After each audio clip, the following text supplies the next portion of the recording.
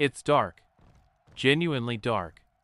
Not the kind of dark you get in a modern bedroom where your eyes adjust and you can make out shapes, and the glow from a phone screen keeps things dimly visible. This is the kind of dark where you can't see your hand in front of your face. The fire is dying down. Most of the group is sleeping.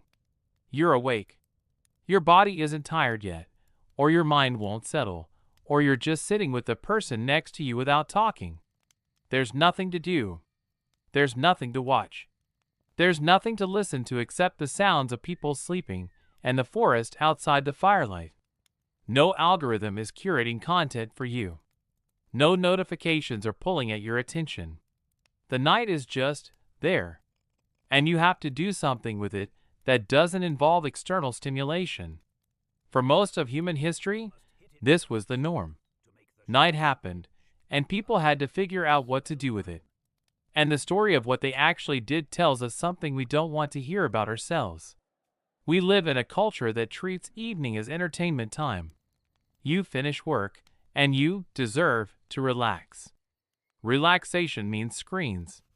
It means scrolling, streaming, engaging with external stimulation. The assumption is that without entertainment, evening would be unbearable. Boredom would set in. People would suffer. We can't even sit in a waiting room for 5 minutes without reaching for a phone. The idea of spending hours in the evening without entertainment doesn't feel like rest. It feels like punishment. Yet this is a very recent belief. For the entirety of human history, people spent nights without entertainment in the modern sense. And they didn't generally report suffering from it. What they did instead reveals something about how different human consciousness can be depending on context, and how much we've changed by filling every available moment with external stimulation. The first thing to understand is that darkness itself changes how you think. This isn't metaphorical. This is neuroscience. When humans are in darkness, several things happen neurologically. Melatonin production increases naturally, which shifts your brain chemistry towards sleep and rest. But before full sleep, there's a transitional state where your nervous system calms, but your mind remains active. Your eyes are less bombarded with visual input, which means your brain has to work differently. You become more internally focused. Daydreaming becomes easier. Intrusive thoughts become more prominent. You notice sensations, sounds, temperature, physical sensation more acutely because you're not getting the constant stream of visual information that normally dominates human attention. For early populations, this shift in consciousness was probably familiar and expected. They experienced it every night. Their brains adapted to it. The darkness wasn't foreign or uncomfortable in the way it is for modern humans. It was a normal transition into a different mode of consciousness. Some researchers argue that this nightly shift into internal focus was psychologically necessary, a period each day where the external world became less demanding and the internal world became more accessible. Modern humans, by bathing themselves in artificial light and external stimulation all evening, have eliminated this. We've replaced it with the equivalent of daytime consciousness extended through the night. The psychological implications of that are probably significant, yet we don't really know what we've lost because we don't have anything to compare it to. One obvious thing that occupied nights was sleep, yet the way people slept was probably different than how we sleep. We've already discussed biphasic sleep, the pattern of sleeping in 2 chunks with a waking period in between. Yet it's worth emphasizing how normal this probably was. You'd sleep for maybe 4 to 5 hours, wake up, spend an hour or 2 awake doing quiet activities, and then sleep again for another 3 to 4 hours. Historical records from European societies before industrialization mention this pattern explicitly. People called the time between sleeps the watch, or first sleep, and second sleep. It was a recognized, expected part of the daily rhythm. During that waking period, people might work on crafts, sit by the fire, talk to their partner, or engage in sexual activity. This wasn't insomnia. This was the normal pattern. What's interesting is that this pattern probably felt psychologically different than modern sleep. You weren't lying in bed frustrated that you couldn't sleep. You weren't checking the time. You were awake, but in a context where wakefulness at night was expected and unremarkable. Early populations probably experienced night waking as simply another part of the cycle, not as a problem to be solved. They probably used that time intentionally. Modern sleep research suggests that biphasic sleep might actually be more natural for humans than the consolidated 8-hour sleep we're told to aim for. We've created a system where the normal pattern gets medicalized as insomnia, and then we take pills to force ourselves into an artificial consolidated sleep pattern. Populations living before industrialization might have been doing something we're only now rediscovering is actually optimal. The social dimension of nighttime was probably enormous. Families or small groups would be in close quarters through the night. In the darkness, with nowhere else to go and nothing else to do, interaction becomes the primary activity. Conversation happens. People talk. They share information, process conflict, tell stories, discuss plans. The intimacy of physical proximity in darkness probably created a different quality of interaction than daytime activity. There's something about darkness and proximity that tends to lower social barriers. People are more likely to share vulnerable things. Conversations go deeper. The modern equivalent might be late-night conversations where people suddenly start talking about things they don't normally discuss. That pattern probably characterized every evening for early populations. Sexual activity was probably more common at night simply because it was a time when people were in close proximity and there were fewer interruptions. Yet this wasn't just about reproduction. For most human societies, sexuality is also about pleasure, intimacy, connection, and relationship maintenance. Couples would have had time and space for this. The evening hours, particularly during the waking period between sleep phases, would have been a natural time for sexual activity. Modern culture treats sexuality as something discrete and compartmentalized, something scheduled and separate from daily life. Yet for early populations, it was probably integrated into the normal rhythm of the evening. This is another area where we've created artificial categories and restrictions around something that humans seem to naturally want to spend time on. Storytelling at night was probably essential. This is the obvious one. Humans sat around fires and told stories. We have extensive evidence of this from anthropological accounts of contemporary oral cultures. Stories served multiple functions. They transmitted knowledge, how to make things, how to survive, what plants are edible. They transmitted culture and values, how the group understood itself, what behavior was expected, what stories made people feel connected to something larger than themselves. They provided entertainment in the sense of emotional engagement and pleasure. And they probably served a psychological function, helping people process fear, loss, uncertainty, and complexity through narrative. A person who was good at storytelling would have had status and attention. Groups would gather to listen. The person would refine the stories over years, experimenting with what worked, what created the right emotional response. This was probably a form of art and craft that was central to cultural life. Some of that storytelling was probably myth and sacred narrative. Stories that explained how the world worked, how humans should behave, what happened after death. These stories were probably told and retold until they had a specific form, specific phrasing, specific emotional beats. There was probably considerable skill involved in getting it right. Other storytelling was probably more casual. Gossip, discussion of the day's events, speculation about what might happen tomorrow. The spectrum from sacred narrative to casual gossip probably occupied significant portions of the evening. And all of it served social and psychological functions that modern entertainment doesn't necessarily serve in the same way.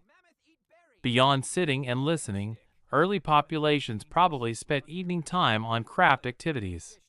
Bone carving, tool refinement, hide processing, basket weaving, the creation of decorative objects.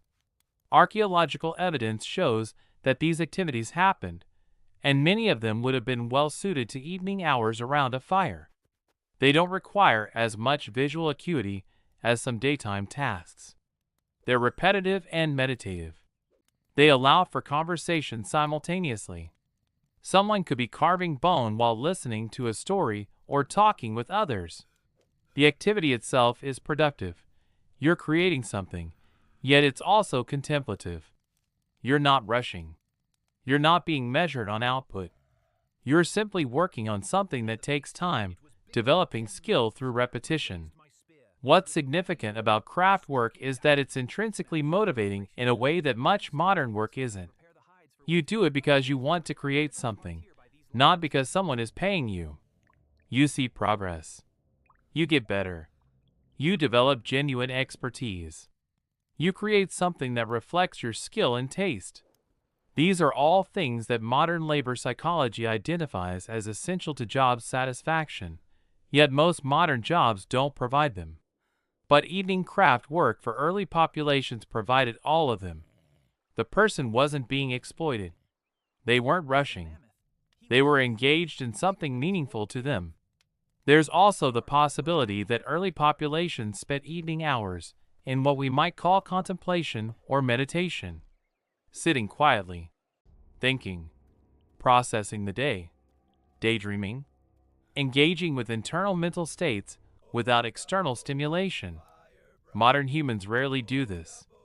We fill every moment, commutes, meals, waiting periods, with external input. The idea of sitting for an hour without doing anything, without consuming anything, without engaging with screens, feels uncomfortable and unproductive. Yet this might be a normal and necessary part of human psychology. Your brain needs time to process. It needs time to daydream, which is actually essential for creativity and problem solving. It needs time to just exist without purpose. Early populations, sitting in darkness around a fire, would have naturally fallen into these states. And they probably felt good. They probably felt necessary. They probably served psychological functions that we no longer allow ourselves to experience. Physical intimacy beyond sexuality was probably significant too. Touch, cuddling, the comfort of physical proximity. Modern humans in industrial societies touch each other far less than humans in other contexts. We maintain distance. We're uncomfortable with casual physical contact. Yet humans are deeply touch-oriented creatures. We need it. Early populations, sleeping in close proximity, would have been receiving constant physical input, the warmth of other bodies, the feeling of being held or pressed against, the comfort of physical closeness. This probably had significant calming and bonding effects. It probably felt good. Parents probably held their children. Partners probably slept pressed together. Extended family probably piled together for warmth. The physical comfort of proximity was probably one of the satisfying elements of evening and nighttime. Yet we should acknowledge that darkness also created genuine hardship and fear. Modern humans are diurnal creatures with relatively poor night vision. Darkness was genuinely dangerous. Predators hunted at night. Accidents were more likely. If you needed to move around after dark, you were at risk. This probably created real anxiety. Early populations probably had genuine fear of darkness and the dangers it contained. Keeping the fire going wasn't just about warmth and light for activity. It was about safety and psychological security. Groups that were isolated or alone probably experienced real psychological stress from darkness. The romantic version of people contentedly sitting around fires at night is incomplete. There was also tension and danger, and probably genuine relief when dawn came. Additionally, not everyone probably wanted to sit around talking or doing crafts. Some people probably wanted to sleep. Some probably wanted to be alone. Some probably experienced the enforced proximity and lack of privacy as uncomfortable rather than comforting. The archaeological record and anthropological evidence suggest that early populations probably had some mechanisms for privacy and alone time, yet they would have been limited. If you wanted space, you had to go into darkness, which came with its own risks. So evening and nighttime probably involved a lot of negotiation and compromise around what people actually wanted versus what the group needed. The deeper insight here is about what happens to human consciousness and behavior when external stimulation is removed, when there's no algorithm curating content, when there's no screen pulling at your attention, when there's no cultural message that you should be consuming or working or optimizing. What emerges is something closer to what humans might actually want to do. Sit with other people. Talk. Create things that matter to you. Move your body. Be physical. Rest. Think. Experience boredom, and let it naturally resolve into something else. Creativity, conversation, contemplation. The research on attention and boredom suggests that boredom is actually an important psychological state. It's what prompts curiosity and exploration. When we eliminate boredom completely through constant stimulation, we lose something important. Modern culture treats evening entertainment as a basic human need. We talk about unwinding and decompressing as though work is so draining that we need constant distraction to recover. Yet maybe what we actually need is something different. Maybe we need time with people we care about. Maybe we need to create things that matter to us. Maybe we need rest that isn't medicated by screens. Maybe we need to be bored sometimes and discover what we actually want to do when external structure is removed. Early populations, sitting in darkness without entertainment, were probably experiencing something that we've largely lost. The possibility of genuinely choosing what to do with your time based on what actually interests you, rather than what's been optimized to capture your attention. The question of what ancient humans did at night without entertainment is really a question about what humans want to do when given the freedom to choose. And the answer seems to be connect with other people, create things, rest, think, be intimate, and sit together in silence sometimes. We've convinced ourselves that we need constant external stimulation to be satisfied. Yet the evidence from thousands of years of human history suggests that people were probably perfectly content, or at least no more discontent than we are, spending their evenings in conversation, craft, rest, and proximity to the people they cared about. That doesn't mean we should abandon electricity or modern entertainment. Yet it might mean recognizing what we've gained and what we've lost by filling every available moment with external input. And maybe experimenting with what happens when you occasionally sit in the evening without screens, without entertainment, and see what you actually want to do. Check the community tab for more on this, and thanks for watching.